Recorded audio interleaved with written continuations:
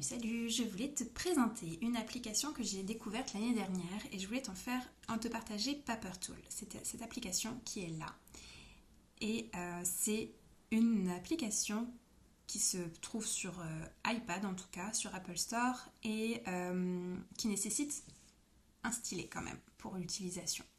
Donc cette application, je la cherchais parce que je souhaitais tester un carnet numérique pour changer un petit peu des carnets papier et voir un petit peu ce qui se faisait sur le marché. Et cette application était vraiment chouette parce que je pouvais vraiment avoir une vraie collection de carnets. Je vais te montrer comment je pouvais en commencer un. Donc je vais juste en ajouter un ici. Et dès le départ, tu peux personnaliser ton carnet. Donc là-dessus, tu vas pouvoir choisir l'image de couverture, donc des couleurs différentes avec des formes. Il y a vraiment de quoi faire. Donc admettons qu'on parte sur quoi on va partir là maintenant. Allez, on va partir sur un vert comme ça. Ensuite, je peux personnaliser la tranche. Donc on peut changer la couleur. Ensuite, la modèle de page, donc à l'intérieur du carnet, est-ce que je veux des feuilles neutres, des graphiques, des cadres, des lignes, des points, des storyboards, etc. On pourra aussi en ajouter après par la suite, donc je vais rester sur du neutre pour l'instant. Voilà, donc ça c'est pour personnaliser ton propre carnet, c'est plutôt chouette. Ensuite, tu rentres à l'intérieur de ton carnet, et ça fait vraiment une mise en page que je trouve vraiment chouette. On a l'impression qu'on rentre dans un véritable carnet. Et là-dedans, après, hop, c'est ta page. Donc là, on est là, tu as tes outils. Donc une efface, des plumes, des crayons de différentes tailles. Quand tu cliques dessus, tu peux gérer la taille de ton crayon. Donc admettons qu'on parte sur un grand feutre. Là-dessus, c'est la manière de choisir sa couleur, la palette de couleurs. Donc hop, et je vais pouvoir mélanger là des couleurs. Donc ça c'était la couleur d'avant, la couleur maintenant, donc ça permet de faire vraiment comme si on avait une palette de peinture véritable et de pouvoir s'amuser avec ça. Donc là par exemple j'ai ce gros feutre, donc je peux vraiment dessiner de ce type là. Après je peux changer la mine. Donc là si je prends du vert, hop. La différence avec cette tablette, c'est qu'il n'y a pas de calque. Enfin, pas avec cette tablette, avec cette application, il n'y a pas les calques. Donc ça fait vraiment une façon de penser comme sur un vrai carnet. On ne peut pas déplacer, aller à l'arrière. Il faut vraiment penser par couche, comme quand tu dessines sur du papier. Ce qui est plutôt intéressant parce que c'est vrai que parfois les calques comme sur Procreate, ça enlève la façon de penser le dessin. Donc là, il y a aussi l'effet de superposition des couleurs. Si par exemple je vais plus sur une autre couleur, on voit bien que ça fait une des superpositions presque naturelles parce que quand on dessine avec un crayon jaune sur un feutre, sur une couleur verte, ça fait pas un vrai aplat de couleurs comme on pourrait avoir là. Donc il y a vraiment un peu une sensation comme sur du papier.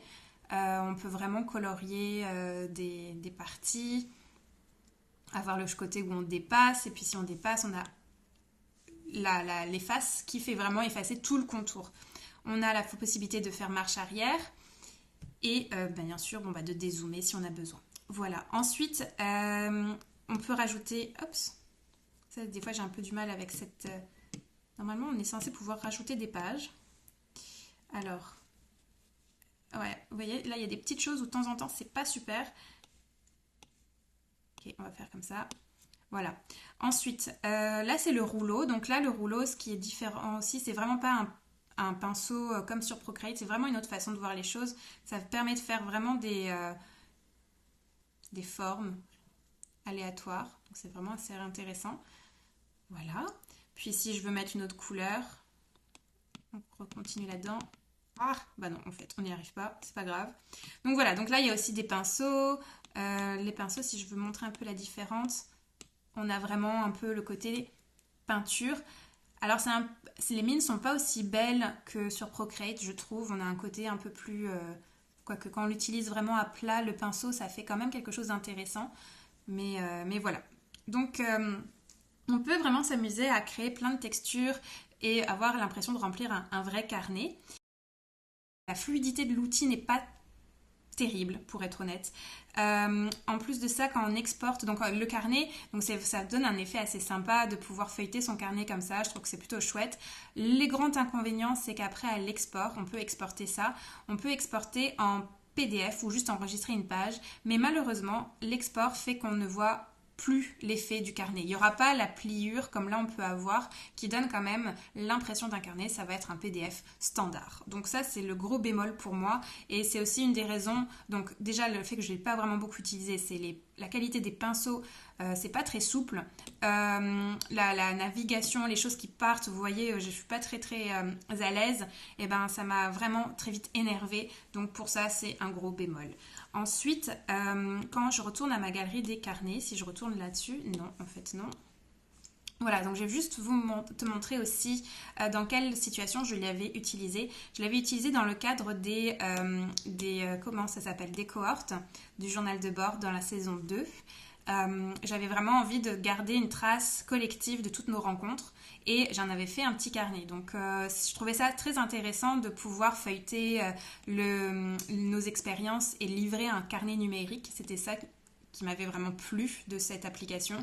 Mais comme dit, l'export était finalement un export PDF et pas aussi beau qu'un petit carnet comme ça qu'on peut vraiment consulter. Donc gros bémol. Par contre, je me suis quand même amusée à tester différentes choses.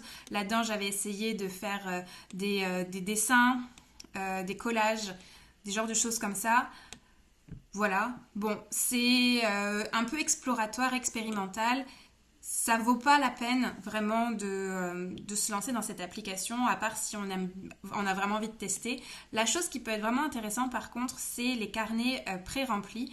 Donc en fait, dans la galerie des papiers, normalement, là ici, il y a à disponibilité des carnets gratuits. Il y en a certains avec des crédits à payer, bien évidemment, mais il y a des gratuits pour permettre de dessiner, de s'entraîner. Donc par exemple, si j'en prends un, par exemple celui-ci, Gate, confirme,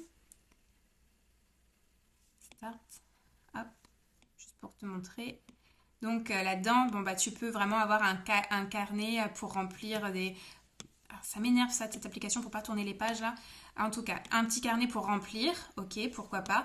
Là ici, celui-ci, je trouvais vraiment sympa parce qu'il permettait de faire du dessin.